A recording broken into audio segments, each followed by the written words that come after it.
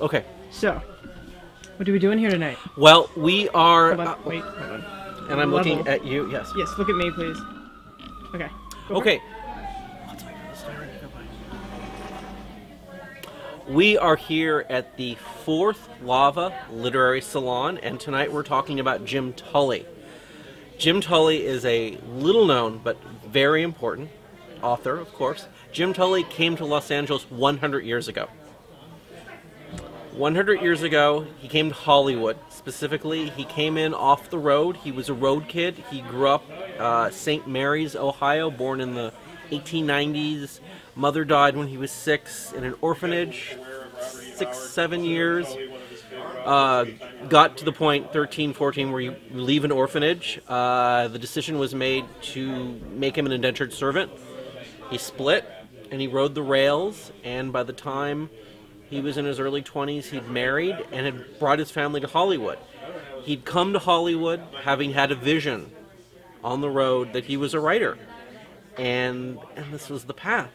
The path was to come to Hollywood, where you couldn't eat the sunshine, but it certainly wasn't 25 below. And he skimped and he saved and he did this and he did that. And by 1922, he had his first novel, Emmett Lawler, and he was being introduced to Charlie Chaplin. And Charlie Chaplin hired him the next year as his publicist. So he had arrived. By 24, his second novel, Beggars of Life, was written. Chaplin was in his heyday. Chaplin was making the gold rush. He was rubbing elbows and best friends with Lon Chaney, Erich von Stroheim. Just the list goes on and on. He is this major force in American letters, working in Hollywood, publishing novels unceasingly, and we are here to celebrate that. He's fantastic. Tully's influences are let's just talk about language. Yegg, dyed in the wool. Just all these wonderful, wonderful words that people like London started to capture. Tully followed up with, and just the language that Tully brings to the table is what really first caught me. And so we're here to do that. Every year, every salon, we talk about connective tissue. Yes. What's yes. the connective tissue with Jim Tully? The connective. Oh, well, Jim Tully. John Fonte was good friends with him. Jim Tully worked with everyone. So all these writers we're talking about, this was just another part of that club. We have a photo. Howard brought in a photo of Jim Tully talking with Stanley Rose in the bookshop. I mean, these were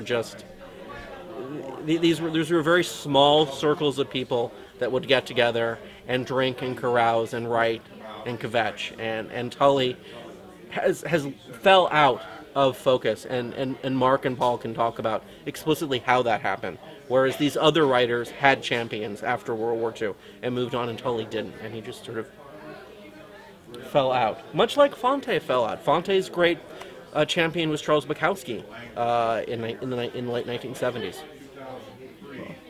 And why are nights like this important?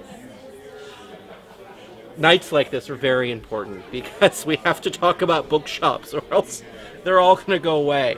And just the exchange of people are starving.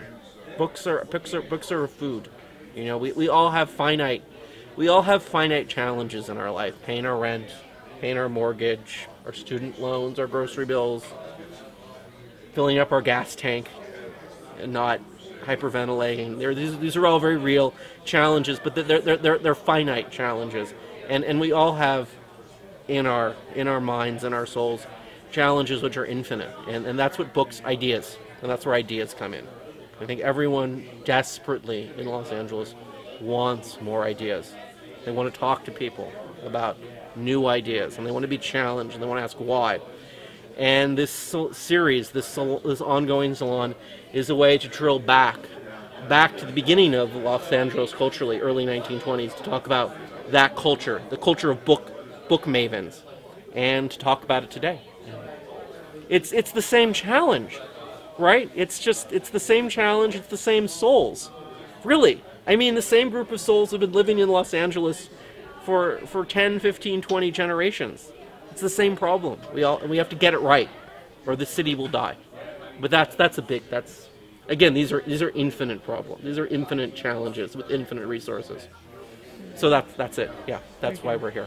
Yay.